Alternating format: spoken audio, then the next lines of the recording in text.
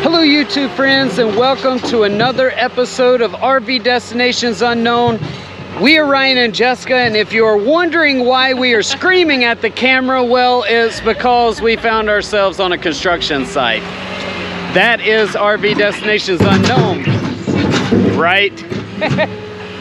Today we are heading to the National Scenic Riverway, and we're going to try to get indoors so I don't have to scream anymore.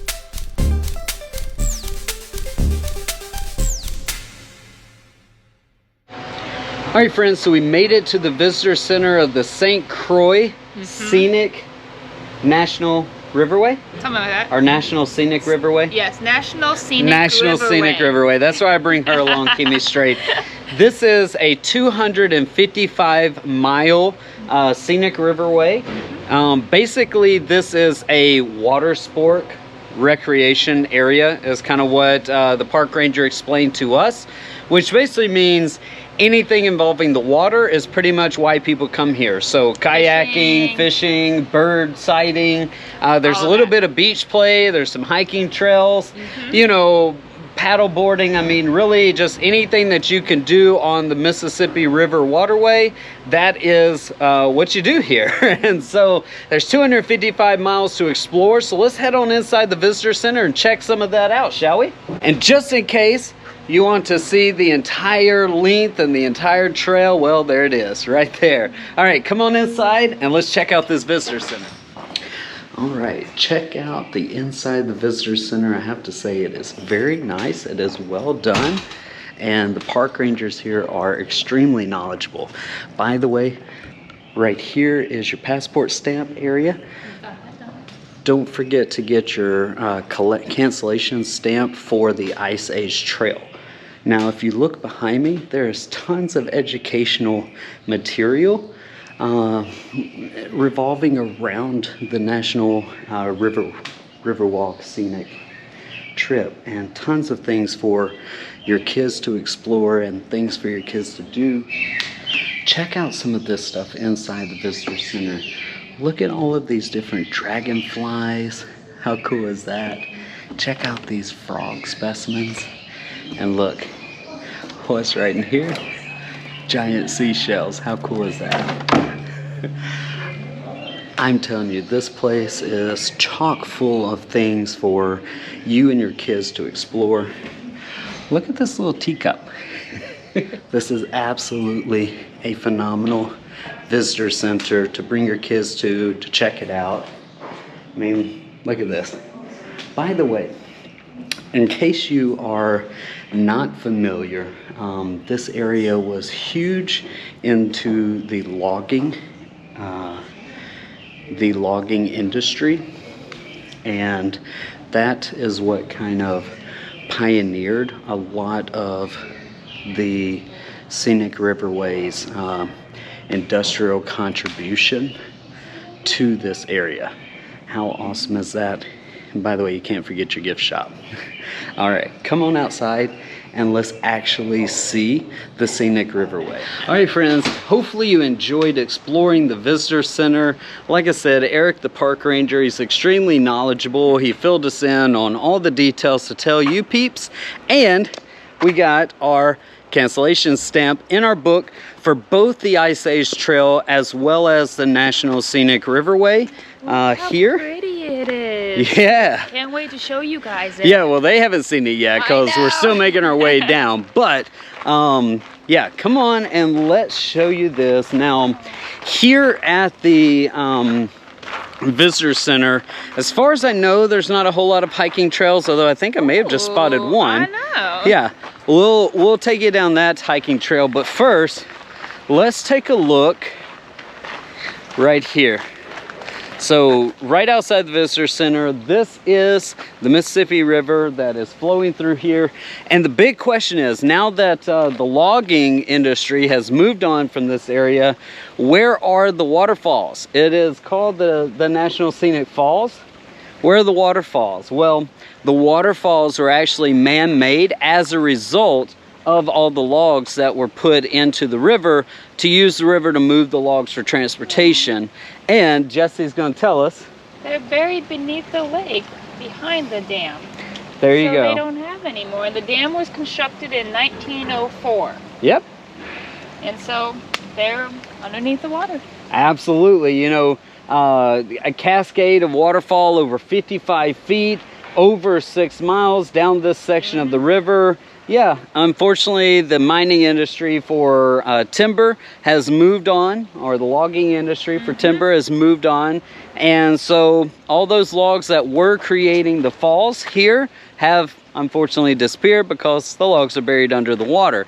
So, as promised, Jesse loves when I add these "and so" ends.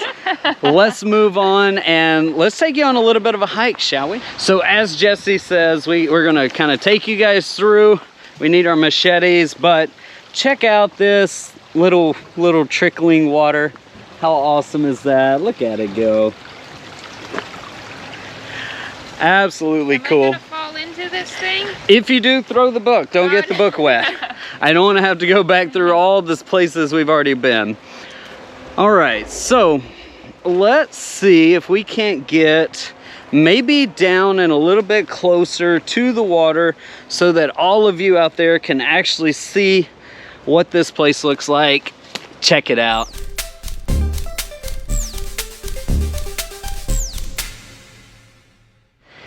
I have to say, I think this would be a phenomenal place to put a park bench so people could sit and read. I know that's what Jesse would prefer. All right, let's keep on our hike. And let's do a little bit of exploring of this area. I have to say, I can't promise that this is going to be a very long episode because, as you know, if you are a true follower of RV Destinations Unknown, a lot of the things we do are unknown to us. We don't do a whole lot of research on the area. We kind of just go out and do it. And, you know, kind of report back to you, our followers, who might be interested in doing what we're doing. But yeah, check this out. How awesome is that? I have to say the little walk is quite brisk. You know, it's calm. It's a nice calm walk. There are plenty of wildlife, and per usual, Jessie is way back there. She never likes to keep up with us. I don't know why. Although I hear from our viewers that she's really the only reason to watch the show. So, you know, I don't know. Maybe I'll wait on her and see if she catches up. Maybe. She's way back there.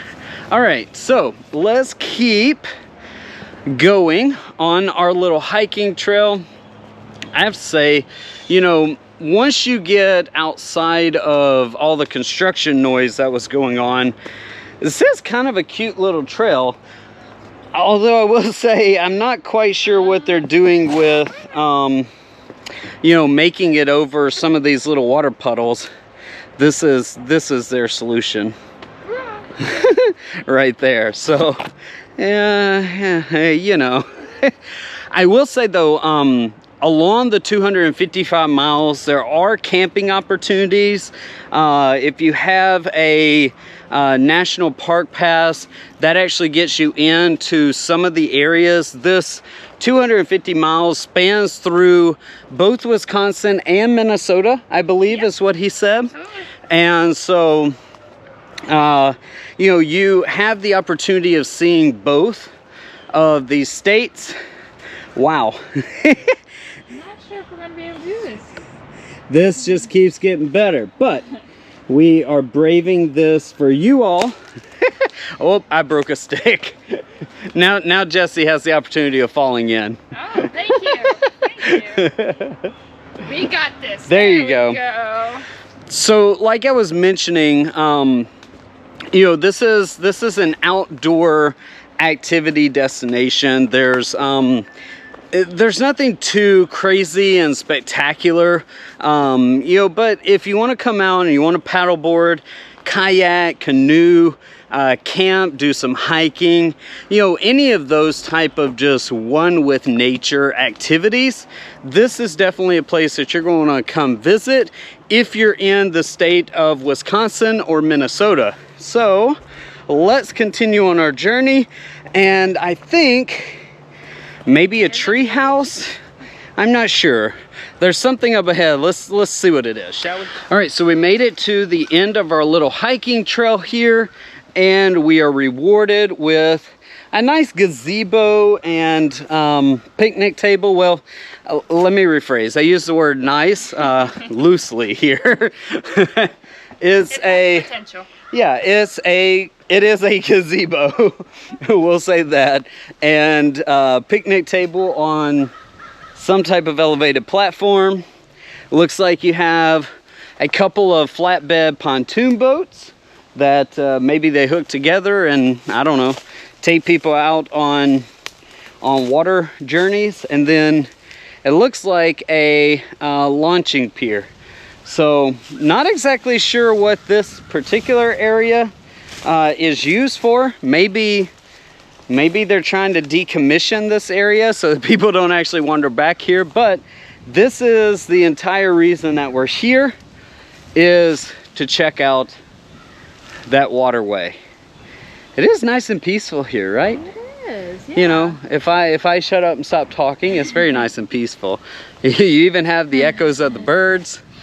You can just sit right over there and have like a cup of coffee and read a book or journal. Yeah. Like, it can be really peaceful here with the birds and everything. Yeah. As long as you make your journey and don't spill any coffee. Watch your feet. That would be the trick. There's a lot of stumps and rocks, and just be careful. Yeah, so we're going to make our way out of this hiking trail and just kind of explore the area. We may even have time to take you into this little town, because as we were driving through this town, it was honestly kind of cute. It was, yeah. They spend a lot of money on flower decorations for the lampposts, and I'm excited to show you all this little town of St. Croix. Absolutely, great job. Yeah. All right, let's get out of here and show you some more stuff, shall we?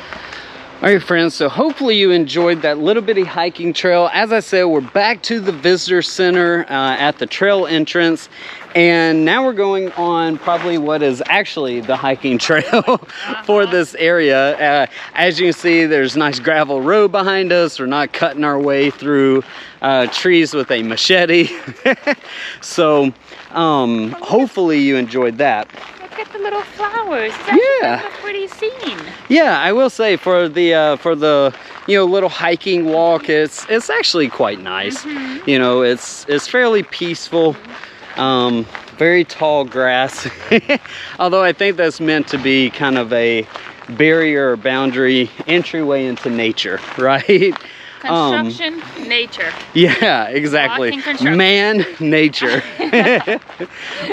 But yeah, I will say, this little hiking trail, it's nice, it's peaceful. This is not an area where you're going to spend a whole lot of time, meaning here at the visitor center. There's 255 miles of nature to go explore for this quote-unquote national park. So, duck kind of between the trees there.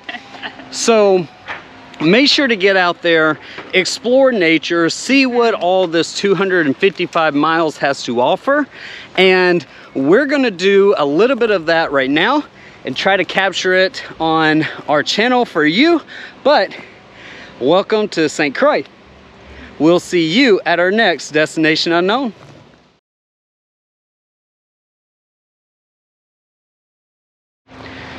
So here's a little bit of information for you, something that we discovered upon exiting the visitor center. It's actually this sign, several paragraphs about an individual named Gaylord Nelson. If you have never heard of Gaylord Nelson, Gaylord Nelson. If you've never heard of Gaylord, he is the one who actually established Earth Day. Yeah. So you have him to thank for Earth Day. Jesse, tell our viewers a little bit about Gaylord Nelson. Well, he was the son of a country doctor and a nurse, and he was born the third of 4 children on June 4th, 1916. The Clean Air Act was passed in July 2nd of 2005, and that's when Gaylord Nelson died at the age of 89. He was also Wisconsin governor and Okay. 3 terms in the U.S. Senate. Right on. So he was an environmental leader. So working to protect the Appalachian trails, all of these really cool things, and he founded Earth Day. April 22nd of 1970. Earth Day has been around for a lot longer than I thought, ever since 1970. And yeah, so we have him to thank for Earth Day. Now, we're gonna end our video here because if you can't tell, construction has found us at Earth Day. Construction, man, has made it to nature. So we're gonna take you hopefully on a walk, a brisk walk kind of through the town, show you a little bit of this area, and then we'll move on with our journey. All right, friends, so this is behind us, the town of St. Croix Falls. The visitor center is just a few minutes down the road. If you walk from here, it's a few minutes down the road, but check out just how pretty and how quaint this little town is. I mean, yeah, it's a cute little town. And we saw, kind of driving through, there were some pretty good eating options that you don't really find in many mainstream towns, I would say. Yep. And a lot of the housing, as you can tell behind me, are a lot of Victorian period housing. So definitely a town worth exploring and checking out if you're coming to the visitor center for your passport cancellation stamp. We will see you at our next Destination Unknown.